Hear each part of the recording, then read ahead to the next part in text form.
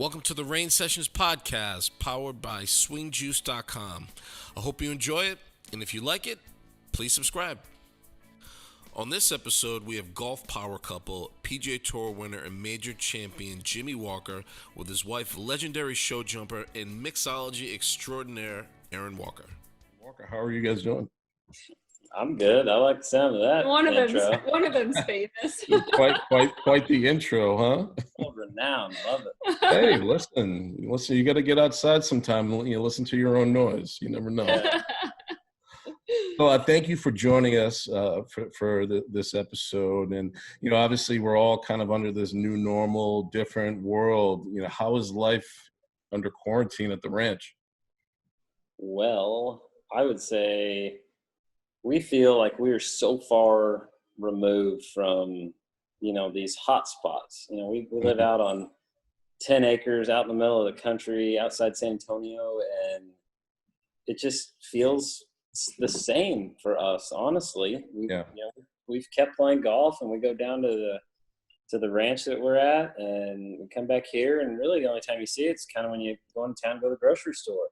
So we feel pretty far removed, and we kind of turned the news off, and we just been doing our schoolwork and being teachers. And that's not my idea of a good time, but I didn't say I was having fun being a teacher. I'm with you there too. I have two little ones at home, and it's not easy. It is not easy. It's just it's a crappy time, and you got to make the best of it. I don't know how parents that work real jobs 9 to 5 or 8 to 5 are getting all of it accomplished. I mean, it's just, Jimmy's not working, and, I'm kind of going about my normal routine. So we're able to work with them, but it's hard. Yeah. Teachers. I mean, it's, one of those things, everybody should have an appreciation for teachers. My mother was a teacher for, umpteen years. And, when you're at home with your kids trying to teach them and you're not trained for that, it becomes a whole nother animal. Yep. So it's been interesting. We've got another week left, and then we're free. So of school. For now.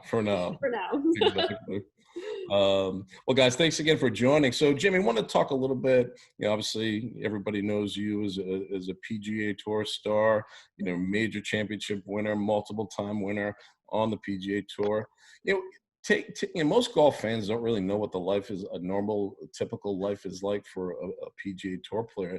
Can you guys kind of walk me through, again, aside from when all of this craziness started to hit, what does a normal month, when you know your schedule ahead of time, what does it look like, and how do you balance, your home life and your kids' school life and all of the craziness, obviously being a couple and being on the road so much? It's tough. I mean, we've run through it all.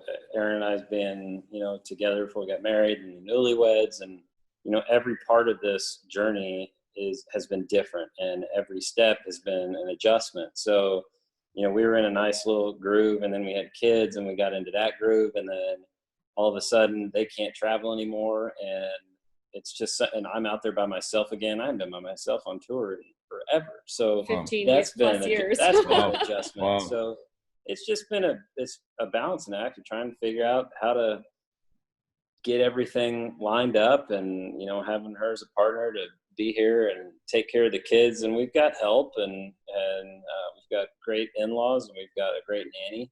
And so it takes a team to kind of get everything online, Keep running and going. And it was tough for us. Like I felt like when I got hit with Lyme, that was right when they quit traveling too. Mm-hmm. So it's kind of like a double whammy. I was like, I'm out here all by myself. I feel horrible. I don't know what's wrong with me. I don't have anybody to hang out with. I mean, it was brutal. So it's kind of a double take there for me out on the road. And then I know it was a big different, it was different for Erin having to be home more, and, and just life changes, and you got to adapt and move on with it. But that's kind of how it is. I love it when they get to come out and travel now, which is few and far between anymore. So you got to make the most of it and the best of it. And like right now, we're doing the best we can, and I think we're having a great time just being here and being at home. I know, but our youngest was like, Dad's got to go back to work. I was like, buddy, you got a lot of time off. Like, yeah, Dad's got to go work, So that's going to be an adjustment for him. The 9-year-old kind of gets it, and he knows like what Dad does requires travel. The little one is still like, you guys are leaving, and whether I'm horse showing or Jimmy's out on the road for golf, he's the one that like really like guilt trips you into like, well, what do I get since you're going away? Little bribery to try to get you to stay, but no, it's sort of like a necessary evil. Yep. He's working the system for sure. they figure out they're smarter than we think they are, Oh, 100%. He's pretty cheeky. He gets it. So. Oh, that's great. And again, like you said, it's all about adjusting. I mean, right now we're all adjusting on the fly, so it's one of those things where life comes at you, and you just kind of you do what you can, and you take what you can get. So definitely, it's a great thing. So Erin, not everybody knows that you are this prolific competitive horse jumper. Why don't you talk a little bit about that? I don't know if prolific would be the right word, but I'm an amateur rider. The difference between amateur show jumping and golf is amateurs can win money.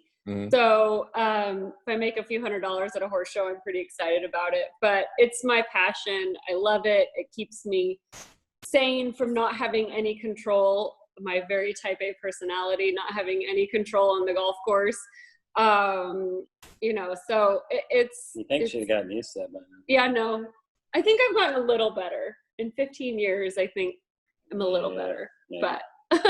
But yes, I love it. It keeps me sane. I haven't sat on a horse, obviously, for the last couple months.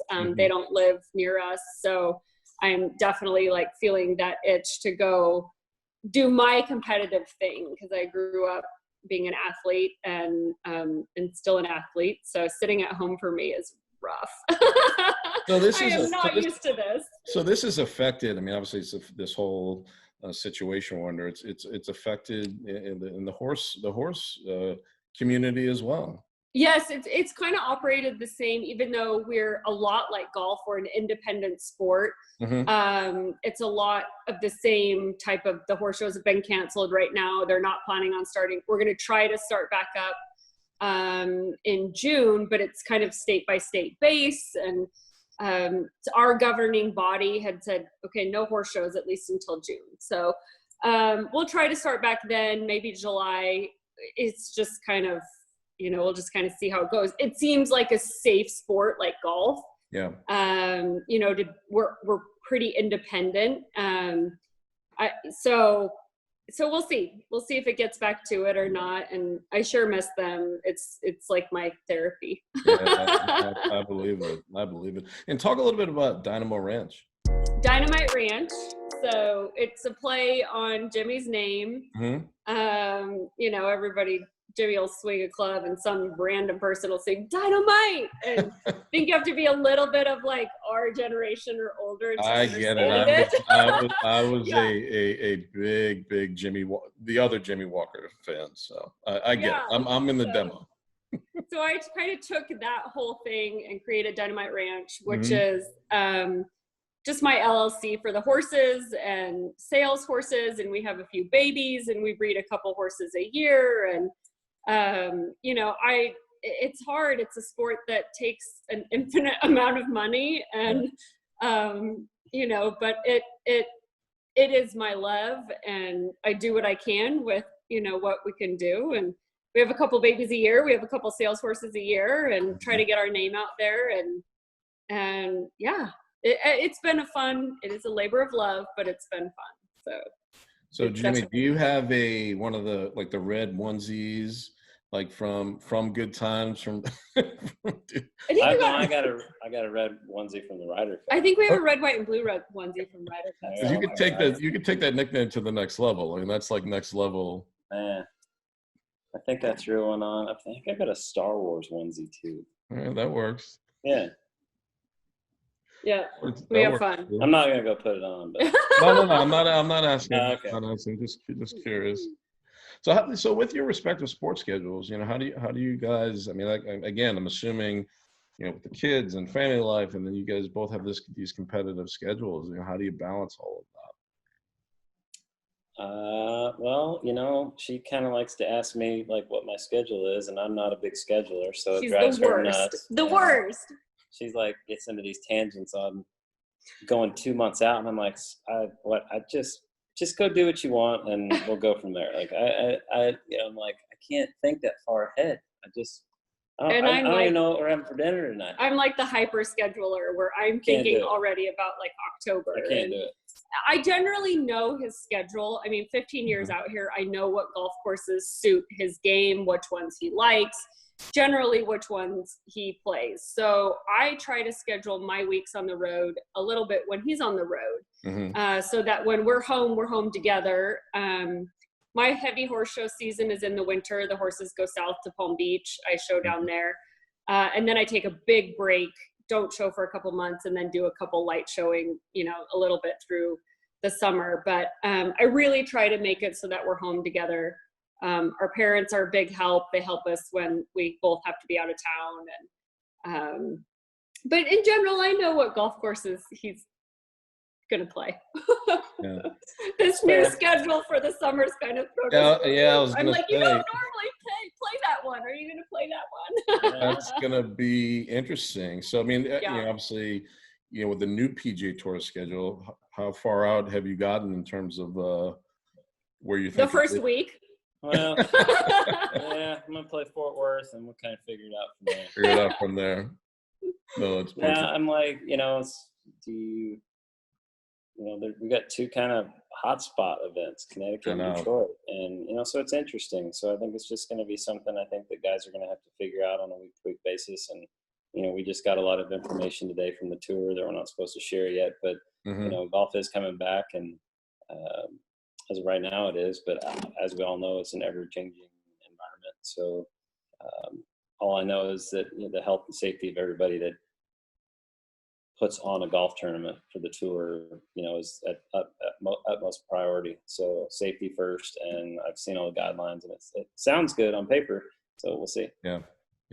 No, it's interesting. I mean, we're all kind of itching for it to come back. I mean, it's, we're just itching for anything to come back. We just want something normal, Absolutely. I'm sick of watching old sporting events. I haven't even had the TV on. No. It's been, I've been doing like house projects. And we've done a couple good cleaning stuff and just trying to do stuff that I'm like, okay, ranch I need to go do that. I need to go do this. Well, I've been putting that off. I got nothing to do.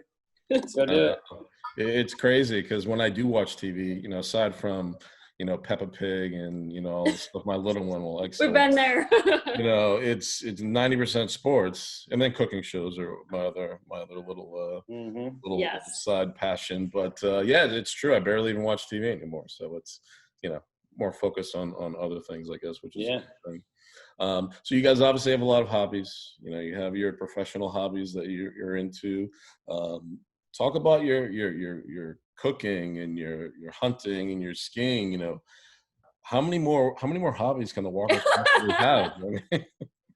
The skiing part, my family, that's what I grew up doing. I married a Texan who'd never even been on snow, so that was hard. My dad. I'd seen snow. No, I said you'd never been on snow. I've stood on it. Yeah. My dad You're not missing anything.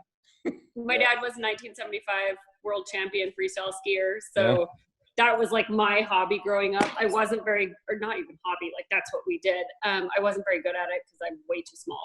But that one's kind of on the back burner. The cooking, we've had a blast. Well, I wanted to learn how to ski, and I bought a ski trike from Snowgo, and within like 2 minutes, I'm like going anywhere I want. It's the dangest thing you've ever seen. Yeah, something's supposed to be so hard. I was doing stuff in 10 minutes that it takes people years to do. Yeah, on ski trips. If you live there, it's another thing. But ski trips, it's crazy. He can pretty much go anywhere. 14 years he'd been 14 years on the sidelines, and he can now go pretty much anywhere. Dad took me down a double black the other day. It was crazy. We got this. I'm like, that was a mistake. Did you slide down? Did you slide down, or did you actually? I side slipped the whole thing. My dad was like, I forgot how steep that run was. Yeah, I think he kind of forgot about that. I don't want to do that again.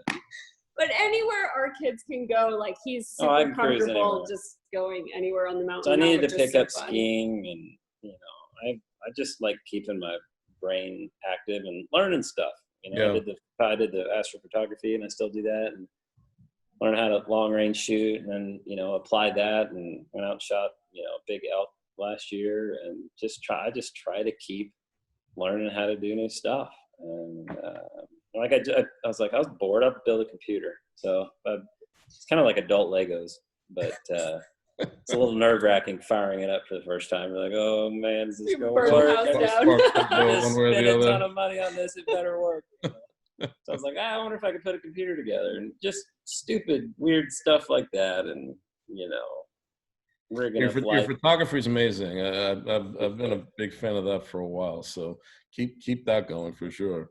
Yeah, we do. So it was hard for a bit for you because when he got sick, he couldn't stay up at night to do it. Yeah. So there was a lot of things that happened. I have an observatory at home, and I never really got to run it because I got sick, and I finally got it working the other night. I'm like, oh, that's another project. Let's get the whole telescope back up and running and working. And it is. And now the dang clouds came in, and I can't use it. Yeah, it's supposed to rain for like the next week. Son of a gun, 10 straight days of rain. I can't even use it. But, I almost went out and bought a lawnmower the other day. Because I'm never home to mow my yard. I was like, well, I'm home now. Yeah, this is great. I can get my yard looking better. I can get my yard looking better than this. Come on. A lawnmower that you're gonna use for like 2 weeks when you're home. I'm bored. You gotta constantly challenge yourself. I mean, this is what it's all about. Yeah. But we've had a great time cooking too. I think we've both kind of, Jimmy's like the grill guy, and I kind of do everything else. And it's been a lot of fun, like challenging ourselves, like the fried chicken. We've never made fried chicken. Myself. She's the one. I'm trying to challenge myself and learn some new stuff.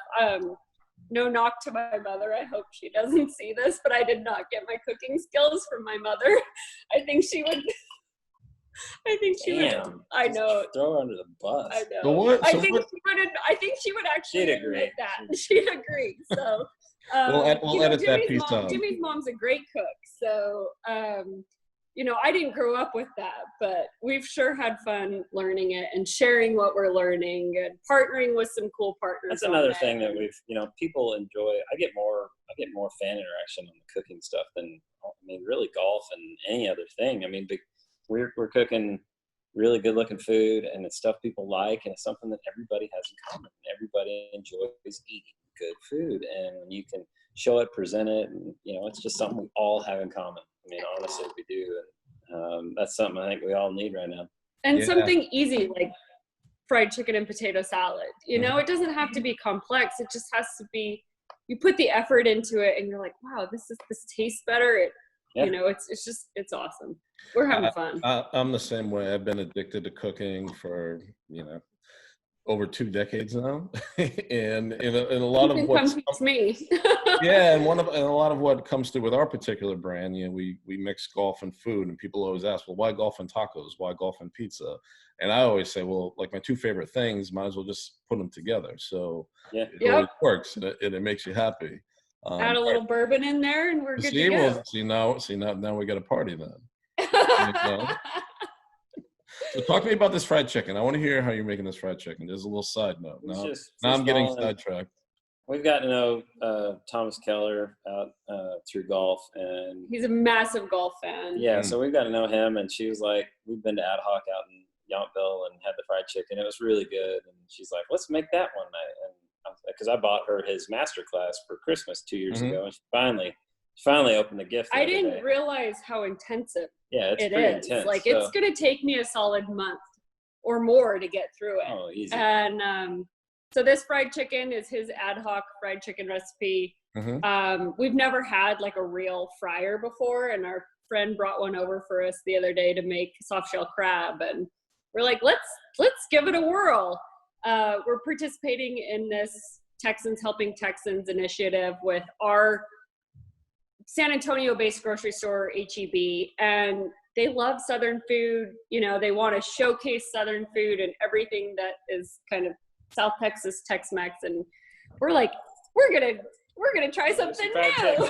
Never in. So I brined it for like 12 hours, the chicken in this whole brining mixture. And now we're gonna flour it and Fry it. dip it in there and see what happens. And I may do about 4 soft shell crabs after that. Yeah. All right, In case you have to sucks. post pictures of this later. Oh, for sure. And/or We're a gonna do a whole video. Don't you worry. I got to see a whole video of this. Yep. We're excited. So. See, I've resisted in buying a fryer for my house because I know I will fry everything every single day. Yeah. That can present another. I had a buddy talking to me last night about frying baby back ribs. I don't think baby back would fit in our fryer. We have kind of a petite little fryer. Slice them up. 100%. But yeah, you slice them up. He's like, you've never had anything like it. It's like, well, have you had fried turkey like at Thanksgiving? Yes, I've had fried turkey. I mean, once you go there, you never go back. Yeah, it's like it changes your entire. It's a whole other level. Experience. Yeah. Being a Utahn, I had never experienced fried turkey until I married a Texan. Is that right? Pretty damn good. Hard. I mean, you don't get a lot of fried food up in Utah, let's be honest. So, yeah, just doesn't happen up there. So, no, not really. So. You guys are making me hungry. I know. I wanted to switch gears a little bit, and obviously, Lyme is a big part of your lives, and me personally, I actually was infected with Lyme 10 years ago, and I got really fortunate with it. I was probably the most sick I've ever been in my life when I was diagnosed. At first it was misdiagnosed, and then finally, after I had 105-degree temperature and had blurred vision, they finally figured it out.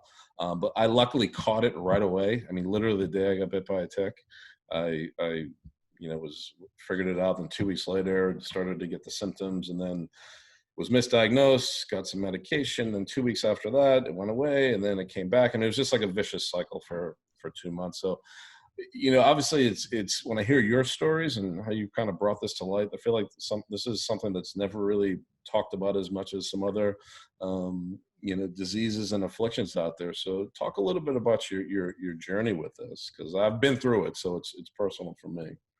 Well, I mean, for me, it was, I flew down to Australia to play with Ricky Fowler in the World Cup. And I got down there, and I remember I didn't take Advil or Tylenol or anything. Like I remember feeling great. This was in 16. And I got down there, and I felt like I had the worst flu I'd ever had. And I asked Rick, I said, you got any Advil? He's like, no. And Ricky's agent was with us, Sam. Sam's like, I got a bottle. And damn near finished the bottle that week just to feel halfway normal to compete and be there from a pods.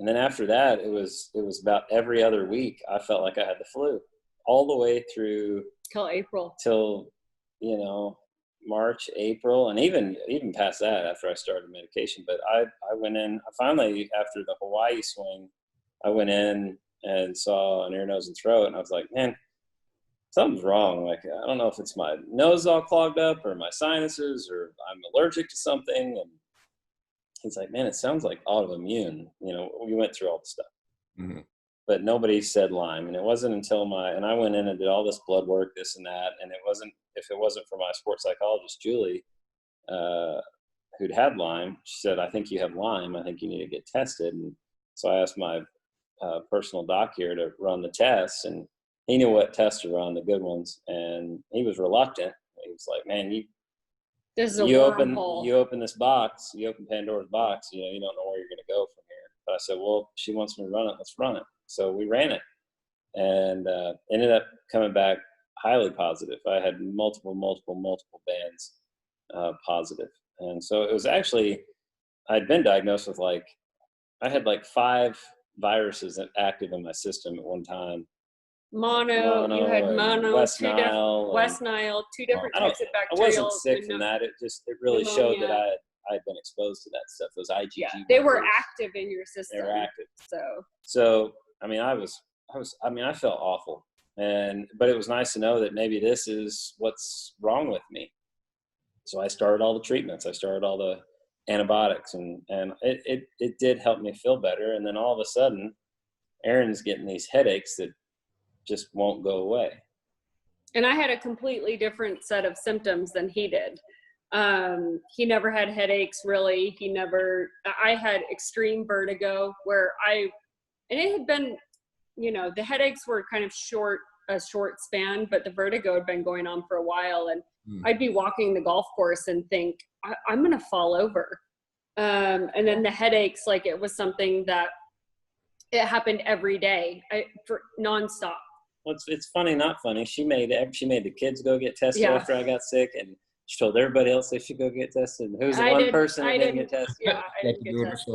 And then I remember we did this amazing Italy trip a couple years ago at the end of 2017, and flying home, I got a headache that lasted 2.5 months. Double dose Advil, Tylenol, I couldn't get rid of it. And she finally listened to me. Yeah, our doctor was like, "Hey, you're the only one that hasn't been tested. Let's test you." And he called me. I remember I was standing in the parking lot getting my rental car to go to a horse show, and he said, "You're not going to believe this, but your Lyme test is positive." And I was like, "It's got to be freaking kidding me!" Like they say it's not transmissible, so we've both had this exposure, and they say you can't really get it, they say in Texas, and obviously we travel all over the world, so who knows. Neither one of us ever saw a rash. We never had a tick on us that we saw. I've seen him since. You've seen him since. He's pulled multiple ones off of him since then. And you field dress a deer in South Texas, and they're covered in them. It's scary. It gives me I have PTSD from it now. And we try to go on and live our life and do our thing, but just we're hyper aware of what you need to do when you come inside now. Yeah. So, and check your kids and check, your dogs. And I think even in Utah, it's barely beginning of May, and my mom's like, "I found a tick on the bathroom floor." And in Utah, which you wouldn't think, they had 7 feet of snow in their yard this winter, and that's crazy. They're everywhere. It's crazy. It's amazing. Yeah. So talk a little bit about your work with GLA. I mean, it's obviously this has had such a big impact in your life. Yeah. It's been incredible. I got elected to the board. I think I've been on the board 1.5 years now. They've been a great organization to work with. 80% of everything they raise goes back into the Lyme community, whether it's research or funding or education or, doctors' trials and stuff. And I'm so proud to be a part of that and raising more awareness and raising more funds, because as golfers, we're all, and equestrians, and even just playing in your backyard, we're all so exposed to this disease that's so incredibly underfunded and doesn't get enough. It doesn't get enough recognition. And what if this was the solved all of our autoimmune issues? They have proved that you can pass it in utero to your children. So that's another thing that we just have to watch your kids and when they're born. And I could go on a tangent. Don't let her. Don't let her. But we're just trying to do as much as we can, raise some money for them, raise some awareness for them, and they're a great organization. It's gonna be a success story.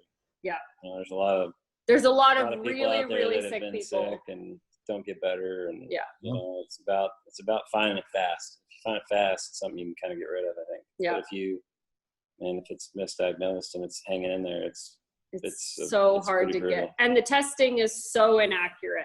So that's part of the problem too. We need better testing. Yes. I mean, they say that you can have a false negative over half the time. So I just don't think it's fun for doctors. There's no set cure. You have it's just too simple. There's some antibiotics and take them, and it's not. Right. And I think it's I think they're gonna find it causes a lot of stuff. Yeah.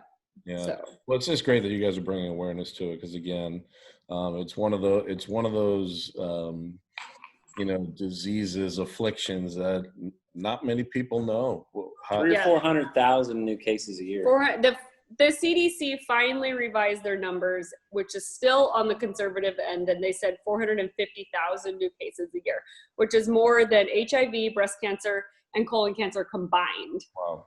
And that tells you how prevalent it is. Okay, people aren't dying from it necessarily that we know of, because maybe you're 50 and you die from heart failure. They're not going to test you that maybe you have Lyme carditis. They don't know because they don't test for it. So I saw one study that said that, they tested 400 Alzheimer's. They did autopsies on 400 Alzheimer's patients, and all but one of them had Lyme in their brain. Is that right? That tells you something right there, So we'll see. I think in 10 years time, we're going to know a lot more about it than we do right now. Whether we can vaccinate against it, I don't know, but it's complicated for sure. Check yourselves. Check your Like I said, I've been ever since I went through it, I've been a champion of it, and it's always something that people say, "Oh, I don't feel good." Da, da, da. Yeah. You check for Lyme, because get checked for Lyme from a good doctor. It's always the one that just doesn't. It always like, I don't feel good. I don't feel right. Like, I am not right. Yeah. And that's how I felt for months. I was like, something is wrong.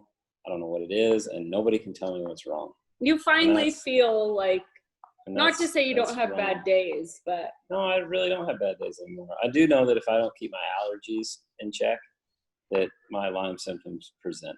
Yeah. And if I keep them in check, then I'm fine. And it's weird. And I'll have little flares, like headache flares. It's like whether I have not had any vertigo since I finished my treatment, which has been awesome because it really, really affected my riding. And now that I'm on the other side of it, I was like, oh, I probably shouldn't have been jumping horses 4 feet. So it was a little like I was not mentally present to be able to. I shouldn't have been doing it. But now that I'm on the other side of it, I still have headache flares. I haven't found necessarily a trigger for them, but Jimmy knows for sure that his allergies are a major trigger. Also the Honda, talk about the Honda, because it's really interesting. Ever since I've gotten sick, every time I hate saying it, I keep playing it, so they don't have to worry, because I love the golf course. I don't have to worry about me not showing up. Every time I play there, my Lyme symptoms kick up like 100%. Like this year, the whole week. Tuesday and Wednesday. This whole week, or that week, like I'm not gonna take Advil or anything. Let's see what happens. And all of a sudden, I'm 100% full blown limed out again. Is that right? It's unreal. There's some in the environment. There's some environmental thing going on. Some kind of chemical pesticide they use. Whatever's going on, some allergy down there. Or it's going from like the West Coast. Kicks me into overdrive. It's going from the West Coast to that's the first event on the East Coast. We don't know, but the first week every time I go there, he feels awful. So have you experienced anything else at any other event that you played similar to that? No, nothing. Not consistently. It's like clockwork. It's 3 straight years in a row. Every Tuesday he'll go because we usually get in on a Monday and he'll go practice on Tuesday. He's like I felt awful. He's like, I feel like I did 3 years ago when I was right in the middle. When I leave, I go to Bay Hill the next week and I'm 100% fine. And players, you're fine. Yeah, it's weird. I don't know. That's crazy. That is crazy. Yeah, something down there. Yeah, hopefully again we can kind of similar to what we're going through right now. Hopefully we can figure out some sort of cure / at least a way to manage it as best you can. And once the second you kind of feel like it's coming on. Totally. Yeah. Try to just keep people in the loop. Yeah, absolutely. Well, guys, thanks so much for doing this. Just have one little segment that we wanted to kind of quickly go through if you can. So and this is more for like the video portion of this, but we're doing a little show and tell, like you did when you were a kid. Something that's maybe laying around that has a pretty cool story that you can quickly get your hands on. And you go first. You want me to go first? Our fine fans out there. I brought my giant ribbon. And instead of a trophy in show jumping, we get horse blankets. So I don't win all that much. I'm pretty amateur, and I'm kind of scared to go fast. In my sport, you need to go really fast. So I did win this season, and it was a pretty big win for me. She doesn't get to do it very often. Yeah. And let me talk about it. Yeah. She doesn't get to do this very often. The people that she rides against do this every day of their life. Yeah. And I'd say 85% of them do. There's some women and men like you that show up in horse show, but for the most part, I mean, these people they're privileged and they get to go ride horses and do fun stuff like this, and this is what they do. And she doesn't get to do it that often. I don't get to practice. And she goes. I never practice. When she shows up and kicks ass, I mean, it's a big deal. Yeah. So, I mean, it really is. And, this is my big ribbon. And my dad had not seen me ride in maybe 20 years. He's not the world's biggest horse show fan. He thinks it's boring. But then he got to watch me win and do jumpers, and he was there when I won in February, which was, it was really cool. And we're still really close, so that's my show and tell. So my show and tell is from Ryder Cup in 16. It's going to be hard to see this, but it's from our friends in Kerrville, Texas, Clint Orms. They're silversmiths. They're traditionally known for their belt buckles. Yeah, but the dude's talented. He can make you whatever you want. So we had 3 of these made. I had one made. I had my caddy one made, and I had Captain Love one made. And they're bourbon flask. Bourbon flask with Hazeltine on the top, the Ryder Cup, the score, and the name. And I mean, it's an absolute beautiful piece. That is fantastic. Comes with a funnel. Look at that. I mean, it's like functional. It's super world class, and it's silver. I mean, it's the back of it. I mean, you beautiful. Can see the hand engraved. The top's engraved. There were 3 in the world, but I think, as we all know, Davis had a pretty tragic accident happen with his house, and I'm pretty sure this probably got lost. And so Clint asked me, and we talked about getting a bunch of Ryder Cup memorabilia remade for him.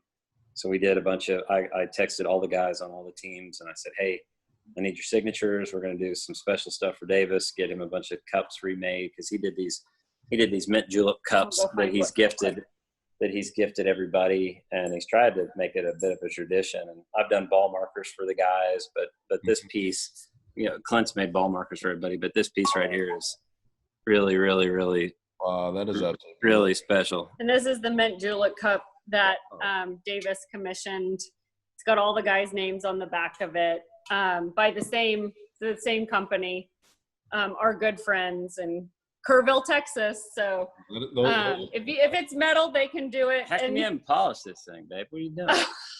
I polished. Have they been used? I polished your trophies once, and I was like, "Holy crap! This is a lot of work." I keep one like super polished up. I've got a couple of them. So Davis started with every Ryder Cup, starting with his and Hazeltine. He wanted to give a commemorative item that maybe would transfer over, through the rest of the Ryder Cups. I don't know if they did it for France or not, but Jay Haas gave a cool one for President's Cup. He got everybody a shot. Yeah. Is that right? I don't think they like us publicizing that, but who did the Traeger? Or who did not the Traeger, the smoke. Davis did smokers. Oh, Davis too. did big smokers too. Yeah, which was really Lang barbecue smokers. Wow. But it's just fun. Those are absolutely priceless, all of them. Yeah, super cool.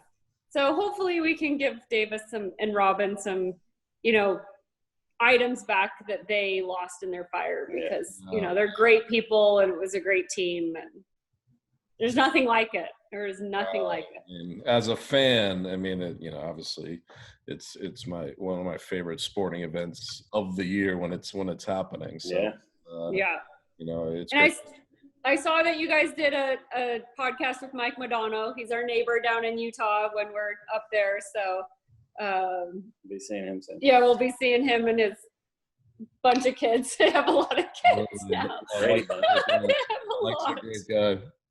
Yeah, they're awesome. So him and Allison are great. So awesome. Well, guys, thank you once again for doing this. Thanks, thank you for your support, and obviously, we love you guys. And hopefully, once this is all over, we can get together and have some bourbon and do some barbecue. Oh yeah, chicken, whatever you want to do. We'll bourbon and fried chicken. We'll have you all out. Done deal. Done deal. Thank you so much. All I right, guys. appreciate Thank it. you so much. Hope you enjoyed today's episode. Please check out swingjuice.com, the go-to place for golf and awesome t-shirts. Use promo code RAINSessions20 for 20% off. Swing Juice, wear your passion on your sleeve.